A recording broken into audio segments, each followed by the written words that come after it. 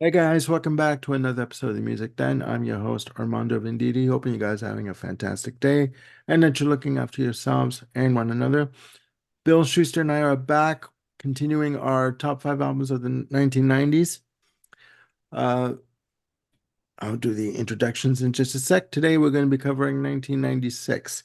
Now, we have each picked our top five albums plus two honorable mentions. There you go. So, before we get started, how's it going, Bill? The usual when we record these lately, going on no sleep, but ready to roll. Who And there needs you sleep? go. There Got you off work a go. couple hours ago. I'm ready for action. There you go. Now, ladies and gentlemen, if you've been following these episodes, which I hope you have, and I know you have, we have been taking each decade at a time. We've covered the 70s, the 80s, we've started doing the 90s, we're up to 1996. We are going to be going through years 1990 to 1999.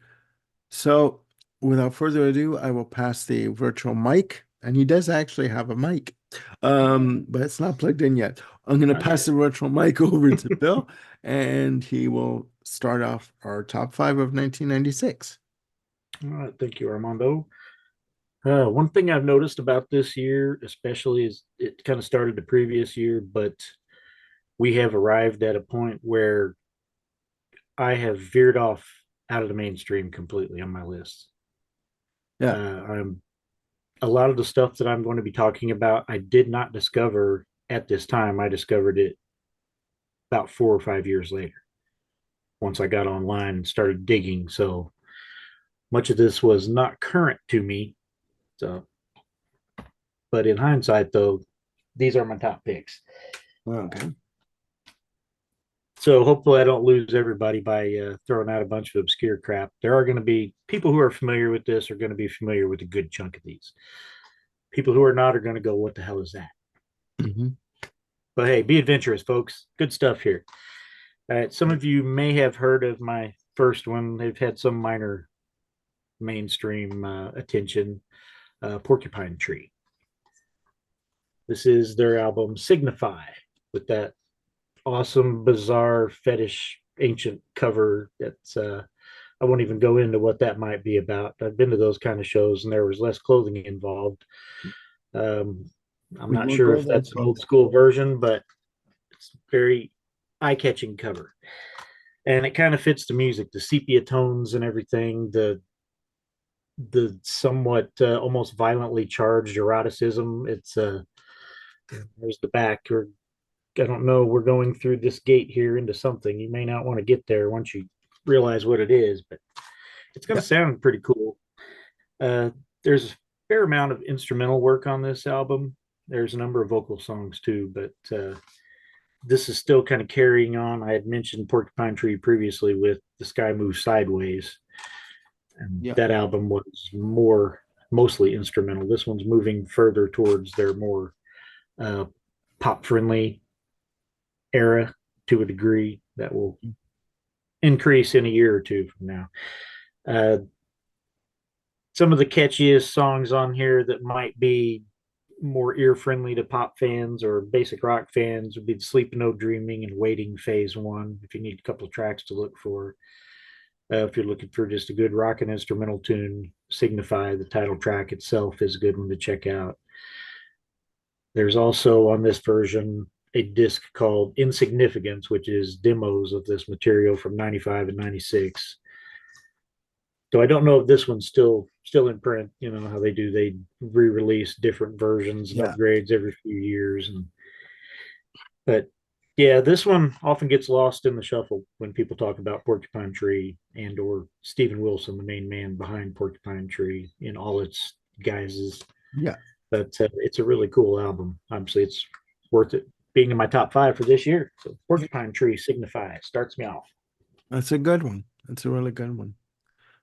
Actually, I should be looking into that one as well. Before I give my first pick, I have to draw attention to the pillow that's behind Bill. It was Bill's birthday recently, April the 6th, so happy belated. That was a gift from his wife, Stacy. Oh, Um, where in the hell did you get that? And where did she get that? And can I get my hands on a copy of that one?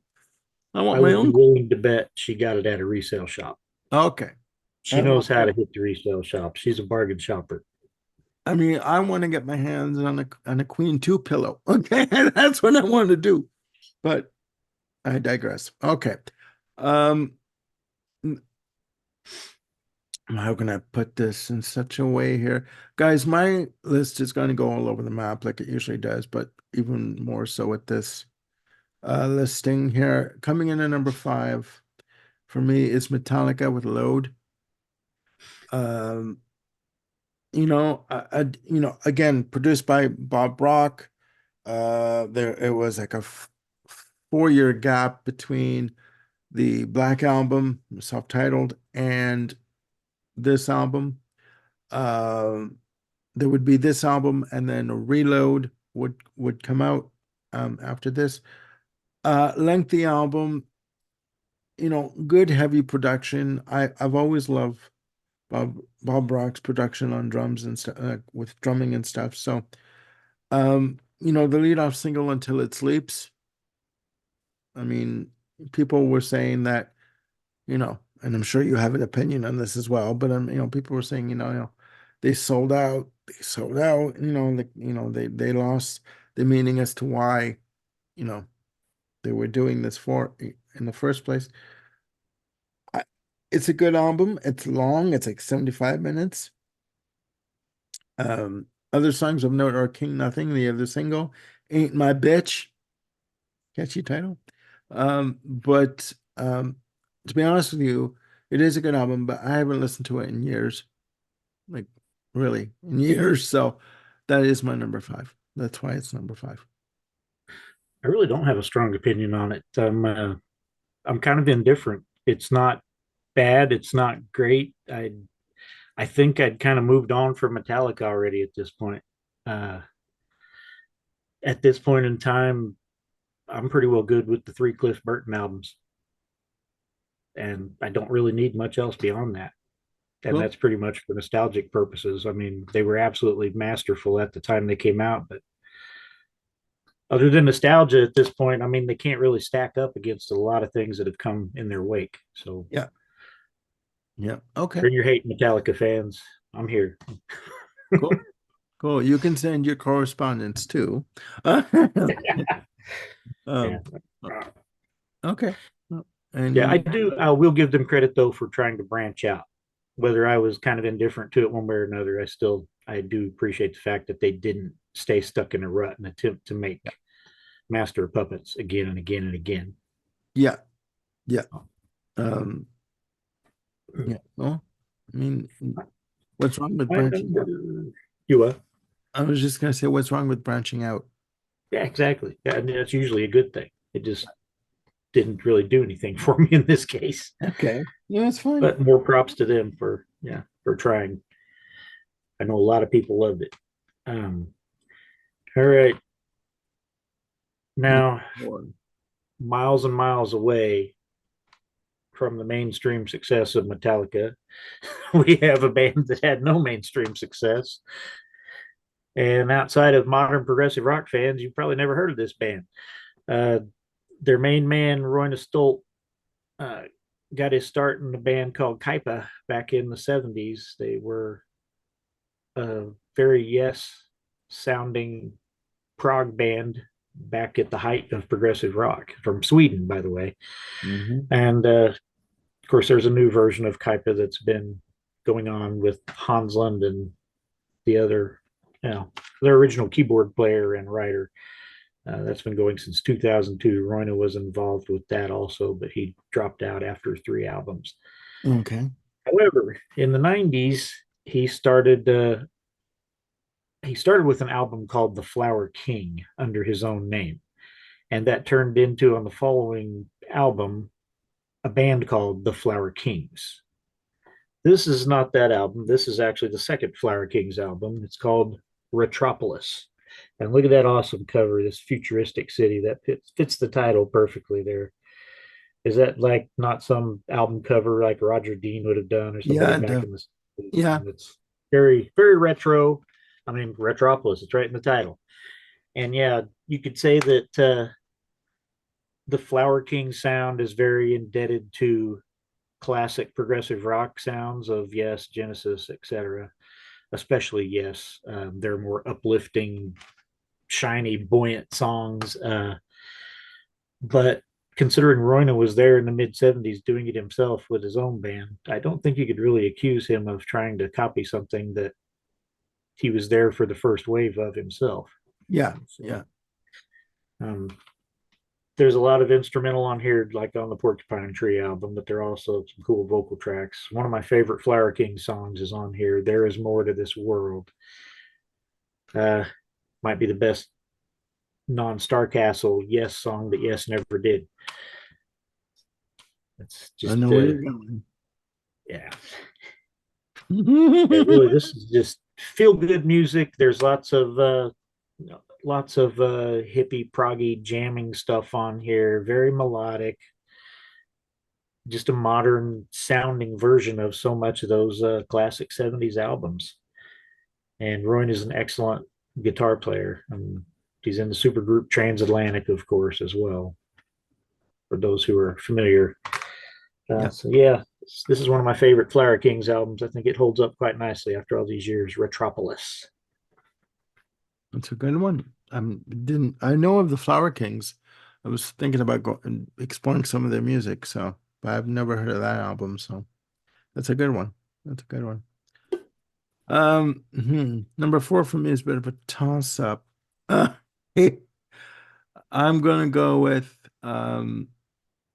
Prince with Emancipation. Uh, this album came out in November of '96. The hoopla and the press for this album was just massive. I mean, commercials, the whole bit. He had left Warner Brothers earlier that year, in '96, and he came out with a triple disc set, 12 tracks each. Each disc was 60 minutes exactly because he was into numerology at the time. Um, and it's there. Each track is, there's a variety on there. There's R&B, there's funk, there's pop, there's rock, there's house music. Uh, songs of note are the lead off single, the cover of Betcha by Golly Wow. Um, and he did, this is the one thing with Prince, he always wanted to do cover versions. But for some reason, from what I've read, he was not contractually allowed to do so. So on this album, he did four covers. He did a cover of I Can't Make You Love Me by Bonnie Raitt, which is pretty good. He did a cover of One of Us from Joan Osborne, which is smoking. It is brutal and it's really good. Um, Other songs of note on the album are Jam of the Year, which starts off the album, The Holy River, which is one of the singles. The Human Body, which is track three on disc three. If this track came out in 1989, 90, this son of a bitch would be all over the dance floor and all over the dance charts. This thing is bloody brilliant and it's pulsating. It's an ass shaker of a track. Um, the rest of the stuff, does it hold up? You've got, three discs of music. Uh, I really don't think it holds up over time.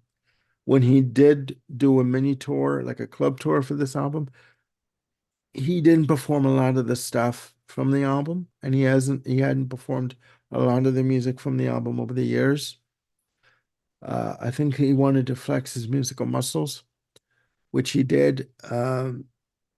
But I really don't think that it overall. There's another track called In This Bed I Scream, which ends off disc one, which is really good.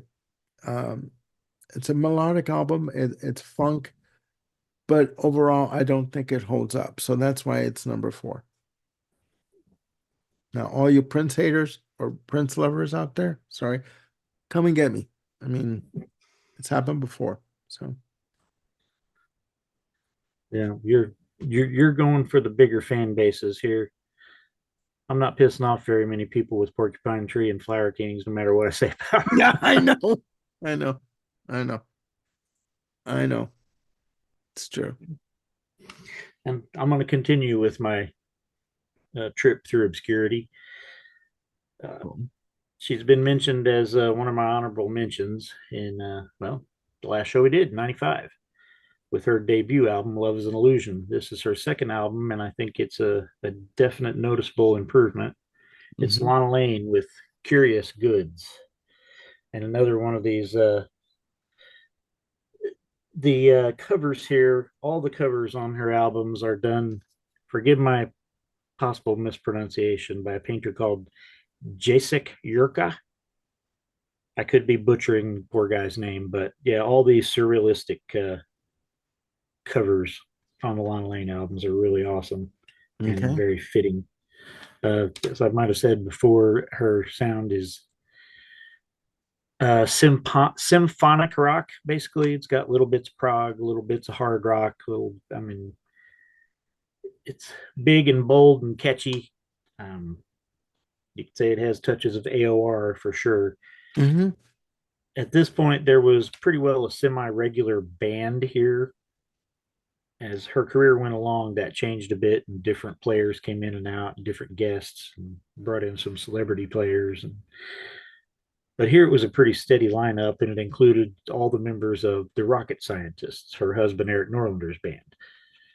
So the whole Lana, Eric, and the Rocket Scientists were all very tightly wound together in this whole think tank media family here. Hmm. So you might see a few of any or all of them in my list over the next number of years. Because once I got a hold of them, I really went deep, and I have a whole rack over here that's nothing but think tank media CDs. This There are two versions here: the '96 version and the enhanced 2002 version. The primary difference, other than Eric playing around with the sound, is that the original had a cover version on it of "Do It Again" by Steely Dan, Hmm. whereas the enhanced version has a cover of James Bond theme "You Only Live Twice." Now, most of the songs on this album are originals. The only other cover, if I recall correctly, is the David Gates song "Clouds." Uh, David Gates from Bread, of course. Okay. Yeah. Yeah, but it's the originals that are killer here. Emerald City, Escher's Staircase, Take a Breath, Reverie, Symphony of Angels. I was just singing earlier. That's kind of what it sounds like, Symphony of Angels, a hard rocking Symphony of Angels, though. But Okay. yeah, as I know, I mentioned with her debut, the bare starting point for her vocal sound, think Ann Wilson, but not quite as raw, smoother.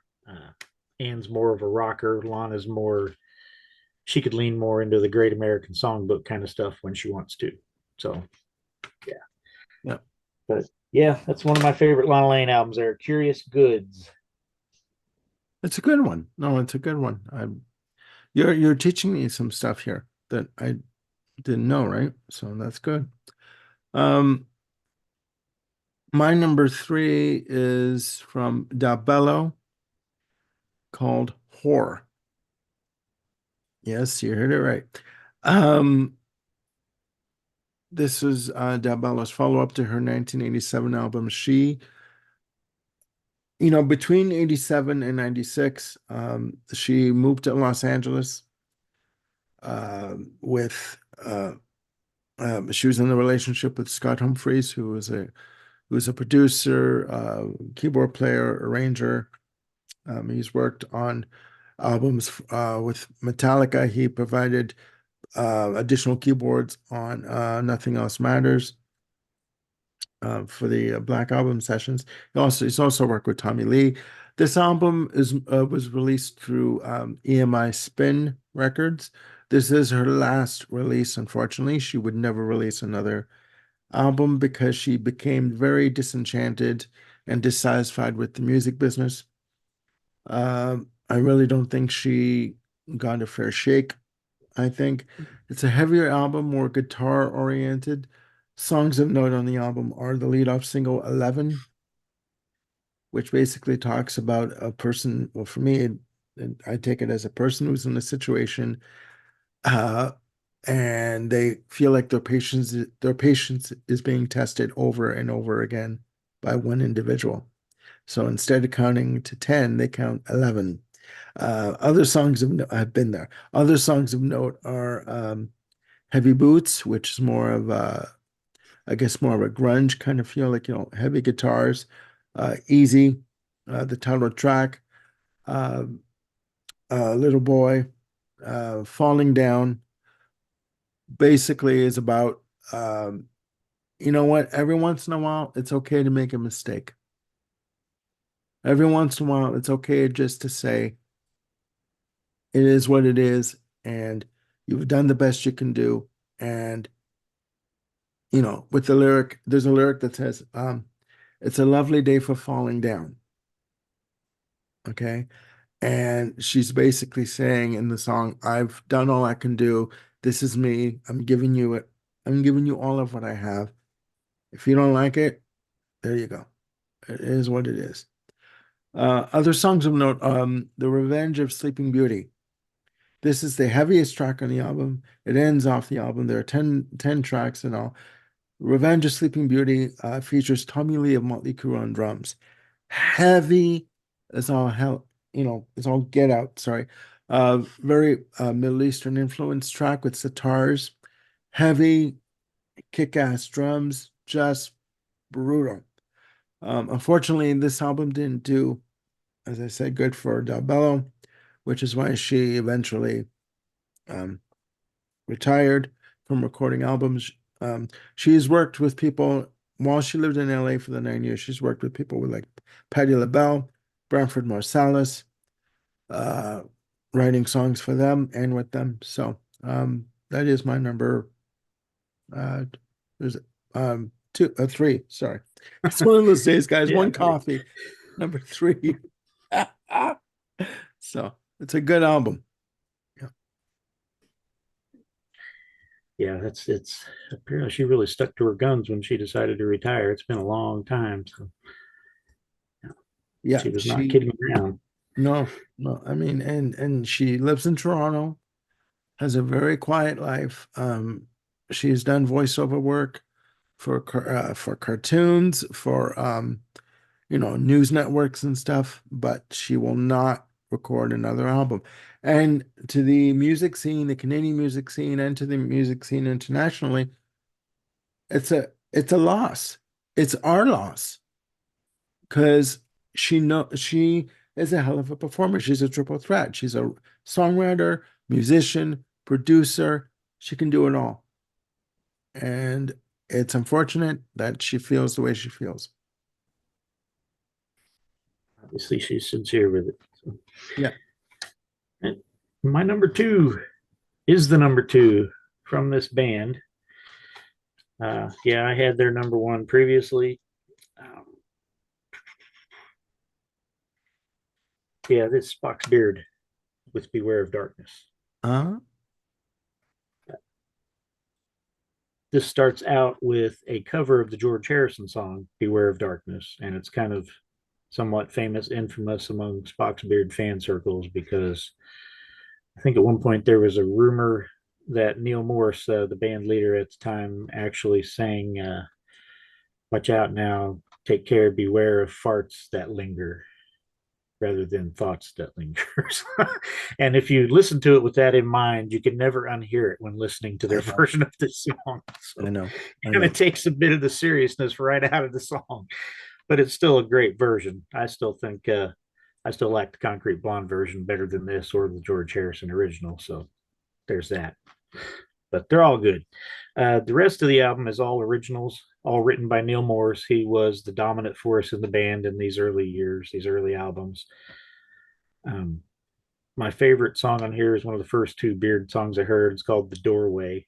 It's an 11 and a half minute track, which, par for the course for these guys. It's, modern progressive rock with all the usual influences, the Yes to Genesis, blah, blah, but definitely Gentle Giant as well, especially in some of their vocals. Um, yeah, this is pretty much more of the same after the first album, but with the addition of I just saw him in concert last year locally in a prog cover band. So hopefully I don't screw his name up. Ryu Akamoto joined on Yes, second keyboards. Neil was typically the keyboard player prior. Uh, Rio Akamoto? Ryo RYO. Rio Akamoto. Okay. Yeah, yeah, and he's done lots of things on his own too. Been involved in various other projects, but yeah, he made this a two keyboard band at that point. He's still in the band, unlike Neil Morse. So, uh, and there is a little note at the end of the thanks, blah blah blah, and especially Kevin, whose brilliance and extreme talent will never be forgotten. That's a reference to Kevin Gilbert, who Yeah. at this point had died. He had worked on their first album, was friends with them, friends with Nick DiVirgilio, the drummer in particular. So it was their little final nod to the late great Kevin Gilbert. But yeah, this album's great. Some people love it, some people hate it, some people can't stand Neil Morse's voice or many other things about him. Some people are obsessed with him. I really fell in love with the sound at the time, and I still love these early albums. So yeah, it's Mhm. worth checking out if you want a modern take on classic progressive rock sounds. Spock's beard, beware of darkness. Watch out for those farts that linger. Ain't nothing worse than a lingering fart. No. And Oh, we as call old that dogs in would. this country government. Okay. I mean, in terms of the government. Um, I won't go there. No, it's a good choice. With Spock's beard, I just have a quick question. Because I know it's Neil Morse. I know that he tends to have more religious kind of themes in his lyrics and Not in these early ones. okay. The, you go through the first five Spock's Beard albums, and I mean, there might be vague hints, but it's nothing clear No, at all. Nothing, nothing no, overt, nothing yeah. okay. And but you get to their sixth album, Snow, then it's starting to creep into that area a bit more, but it's not quite there yet. And at that point, Yeah. he left the band because he said God told him to, essentially. That's the short story. And that's when he started his more religious themed career. But since then, he's gone back and done a fair amount of secular music as well. And he even recorded a song with all the members of Spock's Beard on one of their compilations. And he's performed the Snow album live with the whole band at his Morris Fest. And Mhm. yeah, I pretty much lost interest in his career mostly when he did take that hard turn into religious music. It Eh, just it yeah, didn't fit me. religion is a wonderful thing. I just, for me, when it's put in your face in terms of lyrics and stuff like that, it's too much for me. But I mean, that's why I was asking about that album in terms of the lyrical content. No, it's a good choice. Yeah, We those must, early albums, you don't have to worry about it. cool, cool. We must carry on, ladies and gentlemen. My number two is George Michael with Older. Uh, this is his first and only album for DreamWorks Music, the huge company, multimedia company started by Steven Spielberg. He had left Sony. He was in a major fight with Sony, lost that court battle. Came out with this album, much more mature sound, with songs like you know, Jesus to a Child, um, Fast Love, the New Jack Swing influenced dance track. Oh my God. This track was all over the dance floors in 96. Ass shaken to the core. If you guys can get yourselves a copy of the either on you can get it on YouTube, the 9 minute extended version of part one and part two of Fast Love that was originally released on Virgin Records in the UK. I got myself a copy of the UK single when it came out. Ass shaken to the core. You've got references to Um, oh my God, to Roger, uh, you know, from the 80s. Just an amazing copy of that track. Other songs to note are the title track, Star People. It's just this album is a much more mature sounding album. Uh, he was going through a lot of different changes personally. Yes, there we go. Sorry, Thank I had to look. you. I had to check to see if I have that on this, and I didn't think so. So Oh yeah, no, no, no. It's just sorry. The references on Fast Love was the band's Zap featuring Roger. Okay. When you hear the remix of Fast Love, you hear samples of Roger and Zap in the production. An amazing album. Star People, getting back to Star People for a second, basically ripping um, um celebrities apart, you know. Uh the lead off uh the lead off lyric on that track is Star People, counting your money until your soul turns green. You know what I mean? It's just it's he is taking the piss out of everybody on that track, himself included, right? Because he knows that yeah, he had to change the way he was. It is a good album. It put him back on the map in the UK, basically around the world. Unfortunately, it was his only album for DreamWorks, and then he would be floating around from record company to record company over the years. And unfortunately, we lost him way too soon. But that is my number two, George Michael with Older. And thank you for the prop. yeah, you said that. As, oh yeah, I just saw that when I was looking through my stuff the other day. That got the dust on that cover, man. Oh Holy yeah, that's it's been sitting in spot for a while. Yeah, I could. There you go. Tells you the last time it's been opened. And There you go. There you go. there's a lot of these 90s CDs in that section that are like that, probably. There you Because go. most of the stuff, if I'm listening to stuff from the 90s, typically, I'm usually doing it on my MP3 playlist that I put Yeah. together rather than putting in the actual CDs from that era. Yeah. So, It's but yeah, true. they get a little dusty. Hello, Dusty. Yeah. Just a little bit. She start coughing. All right. My number one. Let's how obscure can we go here? Well, so far, none of these have threatened any kind of mainstream charts or even off mainstream charts. So let's continue that path with this little Canadian band called Rush. Test for Echo. You Good probably album. never heard of them either, but yeah, Test for Echo is my number one. It's a love it or hate it album among Rush fans. Some people really think this is where they went off the rails. Some people can't stand songs like Dog Years and Virtuality in particular. Some were got their panties in a twist being called net boys and net girls in the lyrics and didn't appreciate the lyrics in Dog Years. And I think that's usually what it's about. The lyrics of those two songs bug people probably more than the music. Musically, something of note here is that Neil changed his drumming style. He changed his grip because he had taken up with a drum tutor, one Freddie Gruber from the jazz world. So, and I have heard drummers say that they lost interest in Neil at this point because they did not like the change.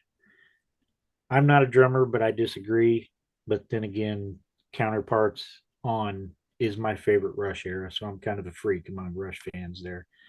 Uh, this album is particularly special because this is the first one that came out after Stacy and I got together, and she got tickets for us, and we got to go see them in concert in St. Louis on Halloween night in '96.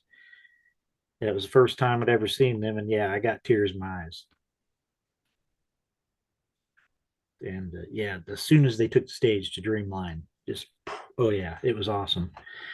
And they played a number of songs from this album, which went over well with me. I don't remember how well they went over with the rest of the crowd. I was a little too in the moment at the time with the music, but yeah, this probably the song that has the two songs that have lasted the longest amongst fans who are not necessarily fans of the whole album are the songs Driven and Resist. They did an acoustic version of Resist live at one point. Yeah, yeah. I have that footage of that. Yeah. That worked well too. Uh, and this was the final production by Peter Collins, who had previously done Power Windows, Hold Your Fire, and Counterparts, Yeah. all of which I think are excellent. So, yeah, good job, Peter. Okay. No, it's a good album. I have it as well, actually. Yeah, and oh yeah, this is my bootleg shirt from outside the venue that night. Oh, after the Now, show. mind you, Ray Daniels, don't be calling the law. Don't call your lawyers because I also bought an official one inside. So settle down. Keep it to yourself, Ray. It'll be okay.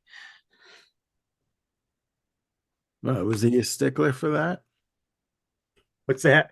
Was Ray Daniels a stickler for that in terms of buying merchandise and stuff? Okay.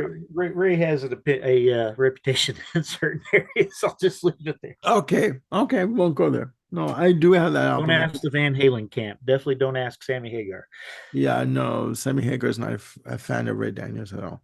Um, and it should be noted that when Van Halen opted to go with him for management, Sammy Hagar was the one that said was against it. So let's just leave it at that for his own reasons. I have that album. I think it's a very underrated album. Um, very underrated album. Songs like Drive and Totem, fantastic album. Um, we must carry on. My number one, ladies and gentlemen, is Tonic with Lemon Parade. I found out about this album in 1997. I bought it. Fantastic album debut. They were signed to Polydor at the time before Polydor were taken over by Universal. The lead off single, or the single I remember, and my favorite, If You Could Only See, which got heavy rotation on Much Music in Canada.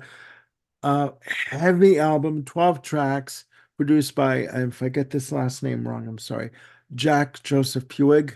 Uh, I think it's Piug or Puig, who also produced, oh my God, Jellyfish, Spilt Milk. Heavy album, fantastic drumming, heavy guitars. Songs of note on the album are, again, If You Can Only See, the I think it was the third single from the album, Open Your Eyes. And first of all, If You Can Only See is about a guy who is in love with his partner so much that she's leading him down a path of self-destruction and he doesn't care. He just has to win her affection and get her approval for everything he does. Okay, Open Your Eyes is another single lead off track.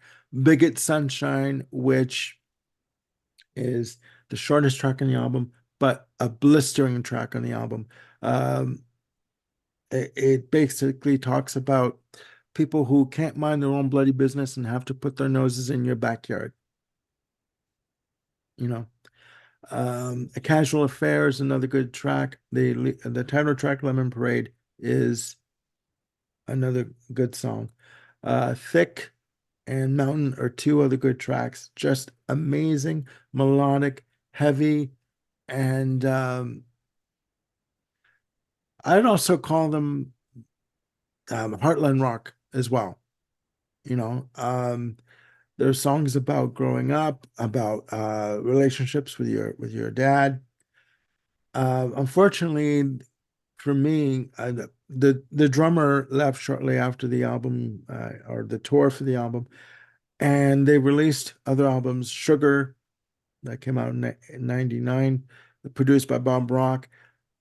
The There was another album after that as well. The other albums, they lacked the heaviness of Lemon Parade in terms of the sonically, in terms of the drums, and they really didn't live up to what was Lemon Parade in terms of an album. fantastic. I put this album on at home in Toronto. I'd blast it. My poor neighbors, they couldn't understand what was going on in my apartment, right? It was amazing. It was amazing. It's a fantastic album. They did do a re-recording of Lemon Parade acoustic, funded by themselves, because they have no more record company support. I can't seem to get myself a copy of that, but if you can get yourself a copy of Lemon Parade, either on probably on Discogs or you can stream it on YouTube, invest the time, listen to it. It is bloody amazing. I've never heard it. I've heard of Never? it, but I mean, it's possible I might be able to look over on this shelf and find a copy of it from one of these boxes of CDs that I've inherited or Stacy's brought home from a resale shop or a yard sale or something. But yeah, I've never heard Well, I mean, it. it's one of those hidden gems. I mean, like, um, the lead singer Emerson Hart also did a solo album with Bob Rock producing. But again, the sonically in terms of albums, Lemon Parade for Tom and Nick for me was their pinnacle. And I think it's fantastic. I just think it's a fantastic album, and people should check it out. I'll have to look and see if I actually have a copy of it over here. For some reason, I feel like I do, but it's one of those that blended in with everything else and get bulk purchases of old CDs and stuff. So Um, download, actually yeah. check it out. Well, one of the lyrics on "Big Good Sunshine" is Main Street, standing naked on the 4th of July. Downstream, all the maniacs on my face they spy. Basically, it's like, you know what? Mind your own business. Worry about what's going on in your house. I'm not doing anything wrong. Back off, kind of a thing, right? And don't be two-faced. No, don't be like one rule for me and another rule for you, kind of a thing. You know what I mean? That's what I got from that track. And it's on like only like 2 minutes and 59 seconds, but it's brutal. It's just brutal. Um, but melodic at the same time. So you should really check that album out. So moving on. All right, on to the honorables. What was this about us doing a short show? Yeah, Okay. I know Okay. better. Okay. Okay, I've mentioned Rush. You've mentioned Lisa Dalbello. So how about this? Victor by Victor. Alex Lifeson, the guitarist from Rush, and it features a vocal on a song "Don't Start Today" by Lisa Dalbello. Yeah. So it's tying all together here. Victor is a very weird album. It's fun. It's kind of dark, kind of humorous, kind of like Alex himself.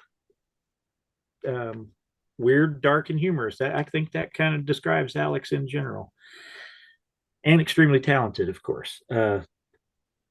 Yeah, Edwin from I Mother Earth does a number of the vocals on here.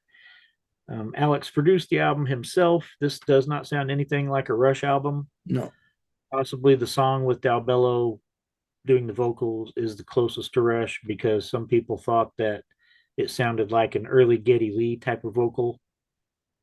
So I'll let Armando. I mean, he's more of a Dalbello expert by far than I am. So what do you think of? Do you think that song has the early Geddy Lee flavor, or is that just I typical Lisa I Dalbello? think I think that song, I think it's track 3 on the album. I have it. Yeah, Uh, so much for not having a good memory. Track 3.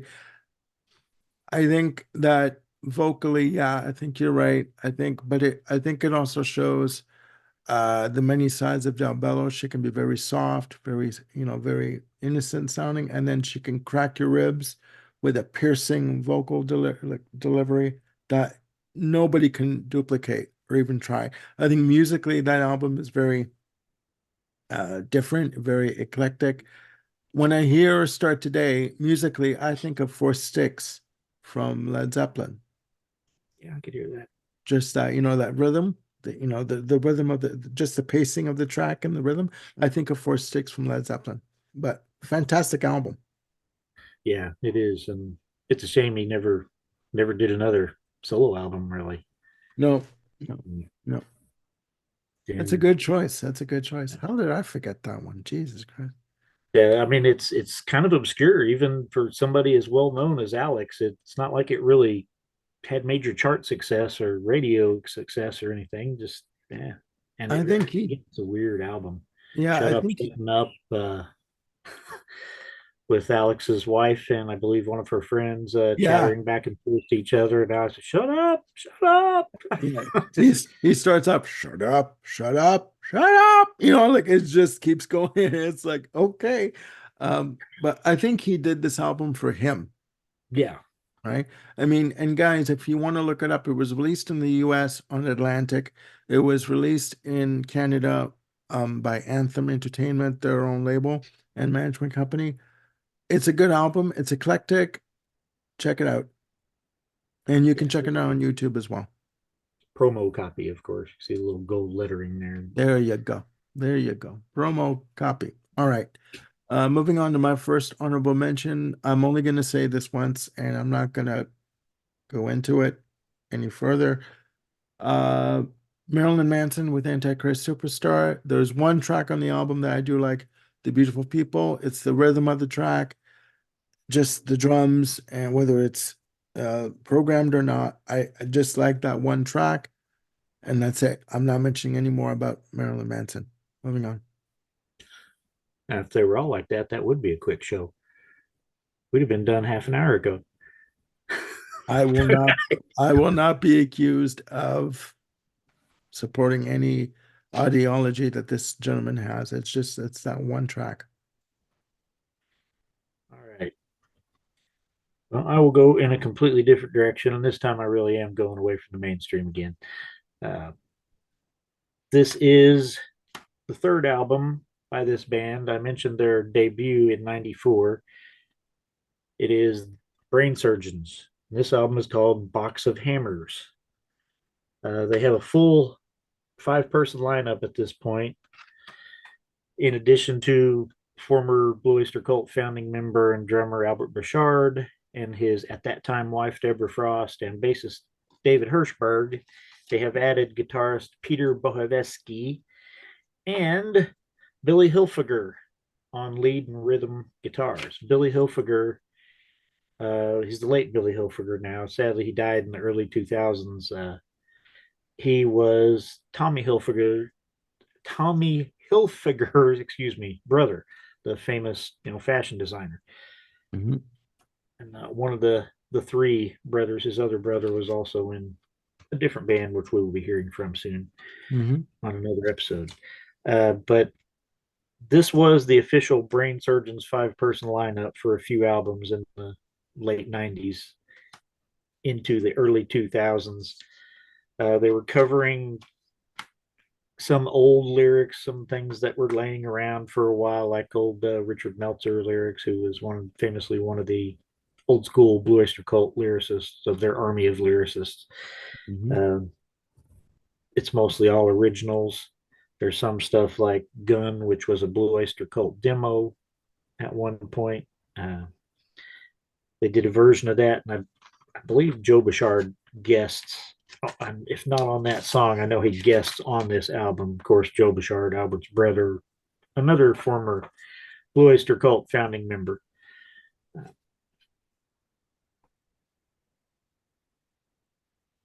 Da, da, da, da, yeah, Joe played keyboards of all things. Joe, the bass player, guitar player. On this song, he played keyboards. So Okay. that's how they roll.